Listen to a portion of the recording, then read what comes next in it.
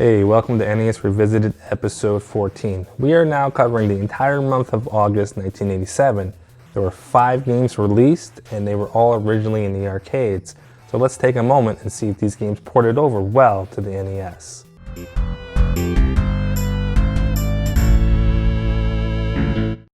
Starting off with Taito, let's check out Arkanoid. This classic game has been ported over to a dozen consoles in the 80s, and you've probably played at least one knockoff version of it somewhere. As an arcade game, you would use a spinner which allows you to move your platform really fast, similar to Atari's paddle controllers. Now for the NES version, you won't need to use a paddle to play the game. The D-pad will work too, but you'll be moving at a constant speed. There's really not a whole lot to say about this game that isn't already obvious. You pick up various capsules that could do 7 different things, like slow the movement of the ball, warp to the next stage, catch and release, split the ball into 3, and having a larger paddle. Getting the warp, which is the pink capsule, or picking up the lasers, which are the red capsules, can really help you progress in this game. There are 33 rounds in this game, and the final round is a fortress.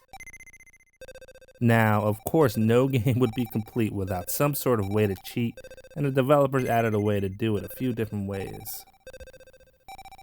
If you hold Start and A right before the round starts, you can skip to the next level. This level skip will work all the way up to level 16. Now, there's supposedly a way to continue back at a level that you've lost all your lives on, and another that's a level select, but I haven't been able to get them to work at all. Of course, there's always Game Genie to cheat your way if that's your thing. Now, Arkanoid is a lot of fun, and it's a timeless classic. Just like other arcade games, what you see is what you get. No surprises here, just remove the bricks and clear the stages. If you want to play this game, I recommend using anything other than a D-pad, as all it does is make it harder to catch items while keeping the ball above you. You can still find the NES Arkanoid controllers in the wild, so if you can, I'd go that route for the best experience. Next up, another arcade port by Taito, Elevator Action. You start the game on the top floor of a building as Super Sleuth Agent 17, codename Otto. Your mission is to find all the files which are located behind the red doors. You can make your way down the building either by elevator or escalator. You can shoot your enemies and crouch to avoid bullets. You can also do a sweet jump kick, or as I like to call it, the WWE drop kick, but it's pretty lame considering you have unlimited bullets for what I gather. Sometimes the enemies will shoot low, so you need to pay attention, but otherwise they're fairly easy to deal with. You can walk on the elevator roof, but you can't drop down the floor or you'll die.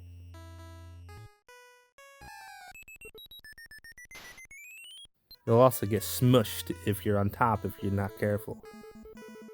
If the elevator is above you, you can jump across, otherwise the rope will stop you and of course kill you.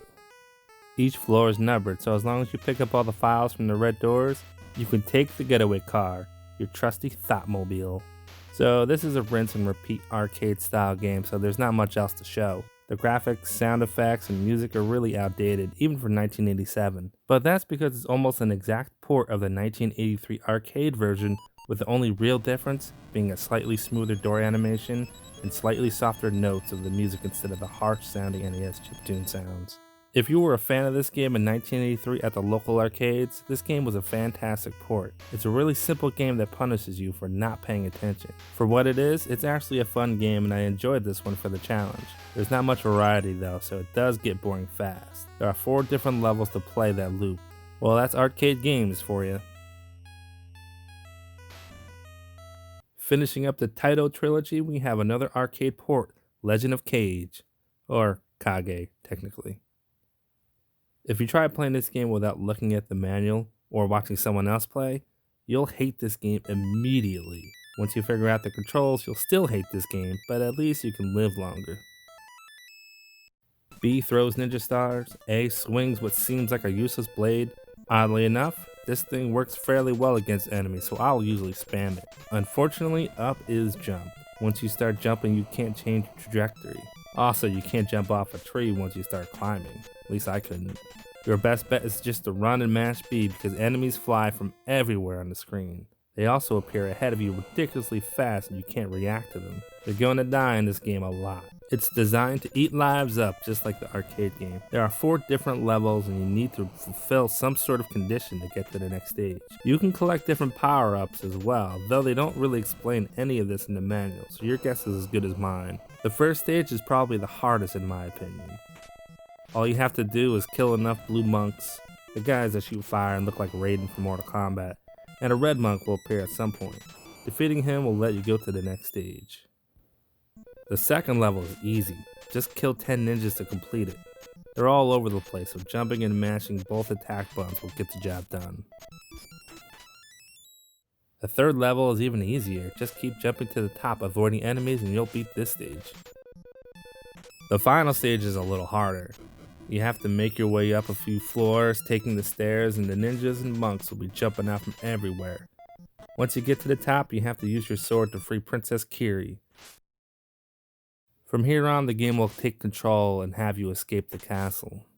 The game cuts back to the forest stage and everything is looking sweet. You save the princess and you now live happily ever after. Oh, come on, really? Well, now the princess is kidnapped again and things are looking different. This is actually the boss stage where you'll need to attack the butterfly until you kill it. No way of knowing this, but you gotta figure these things out on your own. I guess it's what keeps the boss, or bosses in this case, protected from your attacks. Manage that and you'll go back to the first stage, but set in a different season. This is rinse and repeat for a total of 3 seasons with small variations, so the final bosses and background sprites. There is an ending if you manage to beat the third boss. I'll leave that one for a different video. That's about it for this game. Just like the previous arcade ports, they're designed to be short but difficult. Lots of cheap, unavoidable deaths meant to take quarters away from children. The arcade version had a nice parallax background scrolling and slightly better music, but otherwise was the same game. So was this game good for the time? Well, there's a lot of issues with this game, mainly the jumping and attacking mechanics. You can only have 2 shurikens on the screen at a time, which makes it really hard to kill enemies that are jumping all over the screen trying to kill you. There's a good amount of luck involved when it comes to not getting hit by enemy projectiles. With that said, this game isn't for everyone. Just like elevator action, once you know what you're doing, it makes the game more manageable, but The Legend of Kage is just not fun. You get the same song on every stage, so that gets old real fast. I'd probably pass on this game in 1987 and wouldn't recommend this to anybody today. This game could have been better, but as we've seen in the past, they try to stay true to the arcade versions as much as possible. Switching it up a bit, we have an SNK arcade port, Athena.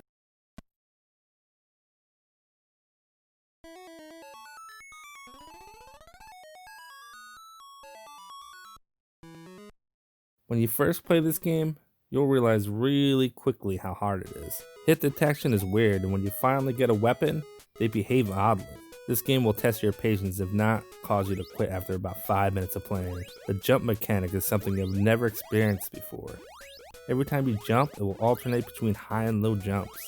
That's gotta be the most absurd mechanic in the platforming I've ever seen. There are a ton of weapons and stats you can boost by collecting items. It's a little overwhelming to keep up with, but at the top you'll see the life bars, score, a time, and then S. S is for strength.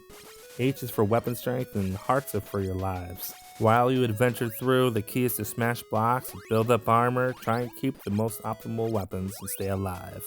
The yo-yo type weapon is supposed to be a ball and chain, and that's the weapon you want to have at first. There are other weapons that are better, like a giant flame sword that looks like a violin, but I've never found it. The worst thing that can happen is accidentally picking up a bad weapon, or having to wait until it disappears off the screen to progress. I made it to the second stage, and there's a part that if you don't have the right items to progress, you have to fall into a hole and start the whole level over again without any weapons at all. At first, I thought this was a glitch. Unfortunately, that's just how Athena rolls on the NES. If you run out of lives, you can select continue and start over at the beginning of the last level you completed. At least you can keep trying. The levels aren't really long, and with trial and error, you'll be able to find the right weapons and armor to keep playing, but it's just too annoying to play. It's really hard to tell if you're attacking something or if they're attacking you.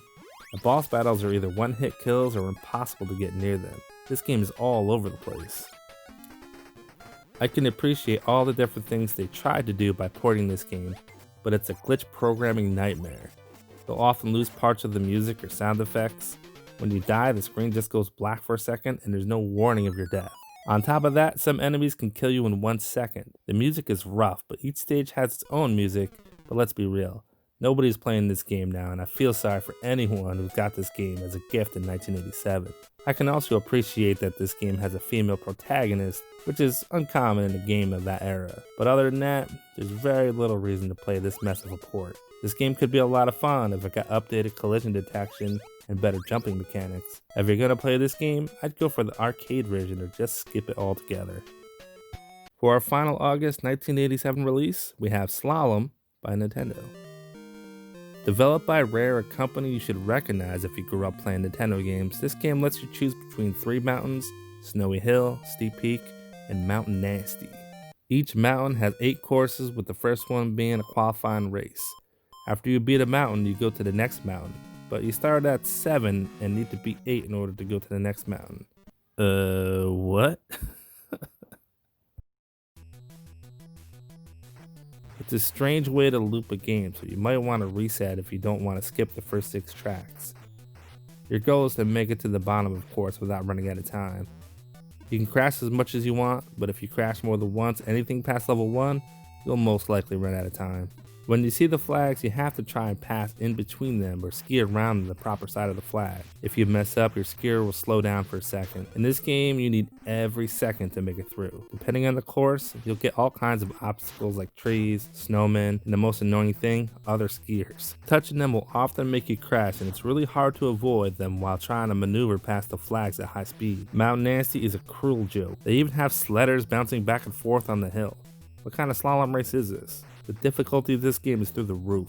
It reminds me of Mach Rider, with other racers destroying you and the sudden obstacles around each turn. It's hard enough getting between the flags, but this game just adds all the nonsense it could think of. I've never made it past the second stage of any mountain, but to be fair, I haven't played the game long enough to get good at it. It's definitely the kind of game that requires practice and memorization. You'll need to figure out the flags and the best ways to avoid danger at each stage. I want to hate this game, but I can't help but be impressed by the graphics. The track animation is silky smooth and the music is decent too, even if it's the only track in the game. If you like trying to beat high scores or times, this game is great for that. There was a VS arcade machine with handles on it that was pretty wild looking. So all in all, it's not a terrible game. It's just one of those extremely difficult games that requires a lot of practice to get good. If that's your thing, this one might be worth a look, but with only one song and every track looking more or less the same, you'll most likely get bored of it unless you come up with some incentives. You know, like beating all the tracks or getting the best times and competing with your friends. Alright, well, we just checked out 5 games that were ported over to the NES. You know, unfortunately at this time, really good games have already been released, so it's really hard to take the old arcade games that were released 2-3 years before that, try to revamp them. They're not going to look as good, and try to pass them off onto the NES. Doesn't always work out. But games like Arkanoid works really well, especially if you get the sweet controller to go with it. So we're going to be moving on to September 1987. There were 15 games released, so I'm going to be splitting those up between 4 different videos. So, as always, make sure you subscribe, you like, you comment, and I hope to see you on the next video. Thanks for watching.